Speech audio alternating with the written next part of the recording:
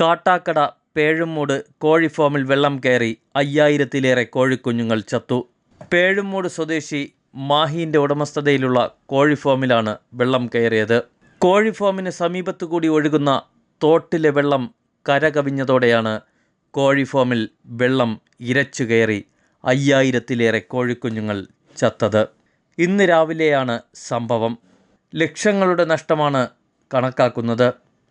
കോഴിഫാമിലെ മുഴുവൻ കോഴിക്കുഞ്ഞുങ്ങളും ചത്തു. രാത്രി നല്ല മഴയുണ്ടായിരുന്നു. ഞാൻ 4 മണിയായപ്പോൾ ഷെഡിനകത്ത് വരികയും കോഴിക്കുഞ്ഞിന് വെള്ളം വയ്ക്കുകയും ചെയ്തു. വേറെ കുഴപ്പങ്ങളൊന്നുമില്ല. ഞാൻ അങ്ങനെ മോളിൽ കയറി ഇട്ട് ഇനി താഴെ ഇറങ്ങിയപ്പോൾ ഒരുപാട് വെള്ളം ഇങ്ങനെ തോട് വഴി വരുന്നുണ്ട്. അങ്ങനെ ഞാൻ മുകളിലോട്ട് കയറി നോക്കിയപ്പോൾ ഭയങ്കരമായ വെള്ളം വരുന്നുണ്ട്.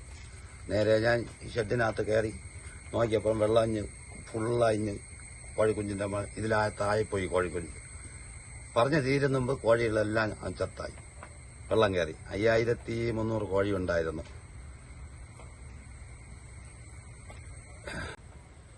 എനിക്ക് 5 ലക്ഷം രൂപയ്ക്ക് മുകളിൽ നഷ്ടമുണ്ട്.